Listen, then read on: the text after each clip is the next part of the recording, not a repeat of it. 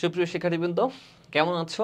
আশা করি সবাই ভালো আছো, সুস্থ আছো, দুশ্চিন্তা দূর হয়েছে এবং অবশ্যই আমাদের চ্যাম্পিয়ন সেকেন্ড টাইম ইউনিট কোর্সে যারা সাথে আছো, অবশ্যই জয় তোমাদের। জয়ের সারথি হিসেবে সর্বোচ্চ শেষ পর্যন্ত যাওয়ার দৃঢ় প্রতিজ্ঞা যেহেতু নিয়েছি, অবশ্যই শেষ পর্যন্ত তোমাদের সাথেই থাকবো। জয়কে নিশ্চিত করার জন্য যত ভাগ চেষ্টা করা প্রয়োজন আমরা তত ভাগ চেষ্টা করতে রাজি আছি, বাট তোমার পরিশ্রমটা অবশ্যই প্রয়োজন। চলো একটু যে ধারাবাহিক প্রশ্ন কাঠামো আমরা দেখাচ্ছিলাম তারই ধারাবাহিকতায় আরও একটা গুরুত্বপূর্ণ প্রশ্ন তোমাদেরকে দেখাই, যেখানে বলতেছে নিচের কোনটিকে সংক্রমণক্ষম পূর্ণাঙ্গ ভাইরাস কণা বলে। এটা এসেছে জাহাঙ্গীরনগর ইউনিভার্সিটিতে 24 সালে। এই প্রশ্ন যখনই দেখছো, আমি তোমাদেরকে বারবার বলেছি ভাইরাস থেকে যদি একটা প্রশ্ন থাকে তাহলে এই প্রশ্ন তোমার অবশ্যই আসবে। এটা এইচএসসিতে যেমন আসে, এটা ভার্সিটি ইউনিটে আসে, এটা ঢাকা ইউনিভার্সিটি আসে, এটা মেডিকেলে আসে, এটা আসে না এমন কোনো জায়গায় নাই এমন একটা প্রশ্ন এটা। তাহলে তোমাকে অবশ্যই এই জায়গা কিন্তু একটু ডিপলি এবং বুঝে পড়া উচিত। এইখানে যে প্রশ্নটা আছে, এই ধরনের চারটা প্রশ্ন হইতে পারে, এই রিলেটেড চারটা প্রশ্ন হইতে পারে।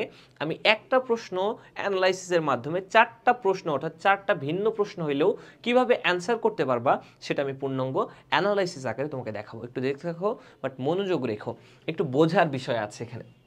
প্রথম কথা, এখানে বলছে যে সংক্রমণক্ষম পূর্ণাঙ্গ ভাইরাস। তাহলে তোমাকে আগে ভাইরাস সম্পর্কে জানতে হবে। ভাইরাস সম্পর্কে একটু তোমাদেরকে জানাই, একটু খেয়াল করলে বুঝতে পারবা।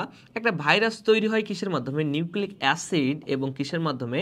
প্রোটিনের মাধ্যমে। ঠিক আছে, নিউক্লিক অ্যাসিড আর প্রোটিন থাকা লাগে।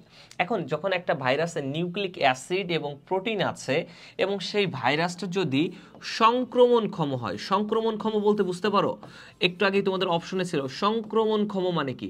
সংক্রমণক্ষম মানে বোঝাচ্ছে যে আমার হয়েছে, আমাকে একটা ভাইরাস অ্যাটাক করছে, এটা আমার পাশে আরেকজন এসে দাঁড়িয়েছে, তাকেও যদি অ্যাটাক করে থাকে আমার বডি থেকে, তাহলে এটাকে বলা হয় সংক্রমণক্ষম ভাইরাস। ফর এক্সাম্পলটা তুমি বলতে পারো যেমন করোনা ভাইরাস, ওটা সংক্রমণ করতে পারে, একটা জায়গা থেকে আরেকটা জায়গায় যেতে পারে, একটা বডি থেকে আরেকটা বডিতে এটা হচ্ছে চলে যেতে পারে, এটাকে বলে সংক্রমণক্ষম। একটু বডির দিকে খেয়াল করো, নিউক্লিক অ্যাসিড এবং প্রোটিন আছে এবং সেই ভাইরাসটা যদি সংক্রমণক্ষম হয়ে থাকে তাহলে সেই ধরনের ভাইরাসকে আমরা বলবো, সাধারণত আমরা বলে থাকি কি বলতো? ভিরিয়ন। কি বলে থাকি? ভিরিয়ন। তাহলে আমি বলেছি বাকি অপশনগুলো চারটা প্রশ্ন হতে পারে, চারটা একটু তোমাকে ক্লিয়ার করি। নিউক্লিক অ্যাসিড আছে এবং প্রোটিন আছে, কিন্তু সেই ভাইরাসটা যদি সংক্রমণ ক্ষমতা বিহীন হয়, কি বিহীন? সংক্রমণ ক্ষমতা বিহীন হয়ে থাকে, সেই ধরনের ভাইরাসকে আমরা বলবো নিউক্লিয় ক্যাপসিড। কি বলবো বলো তো? নিউক্লিয় ক্যাপসিড বলবো। ওকে, ডান। এখন বাকি দুইটা আরো বাকি আছে, বাকি দুইটাকে একটু ক্লিয়ার করি। কোনো একটা ভাইরাসের নিউক্লিক অ্যাসিড আছে, বাট সেই ভাইরাসের ক্ষেত্রে প্রোটিনটা অনুপস্থিত। প্রোটিনটা কি বলতো? অনুপস্থিত, অর্থাৎ নাই।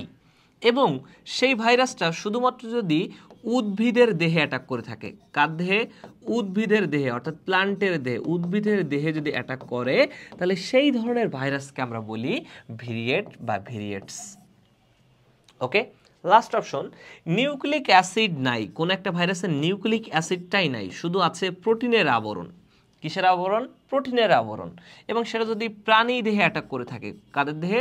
প্রাণী দেহে অ্যাটাক করে থাকে, সেই ধরনের ভাইরাসকে আমরা বলি পিরিয়ন্স। কি বলি বলো তো? পিরিয়ন্স। এটা আমি মনে রাখার জন্য এইভাবে নিয়ম বলে দিই সবাইকে। এক পয়ের খেলা, এক প ফর কি? প ফর হচ্ছে প্রোটিনের আবরণ, প ফর সে যদি প্রাণীকে অ্যাটাক করে, আবার প ফর হচ্ছে পিরিয়ন্স, এক প দিয়ে শেষ, তাকে আমরা কি বলবো? প ফর প্রোটিনের আবরণ, প ফর প্রাণীদের দেহে অ্যাটাক করলে সেটার নাম হয়ে যাবে পিরিয়ন্স।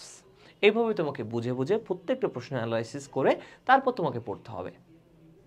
যদিও বায়োলজি সবাই বলে মুখস্থ, আমি বলি মুখস্থের সাথে সাথে তোমাকে একটু অ্যানালাইসিস করাও প্রয়োজন।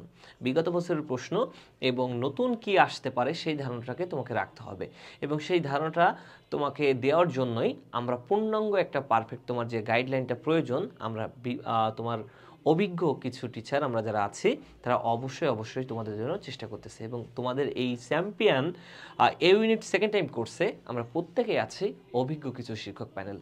সো দেরি নয়, এখনই এনরোল করে ফেলো তোমার স্বপ্নটাকে জয় করার উদ্দেশ্যে। দেখা হোক তোমাদের সাথে অবশ্যই বিজয়ের মঞ্চে। ভালো থেকো, সুস্থ থেকো, আল্লাহ হাফেজ।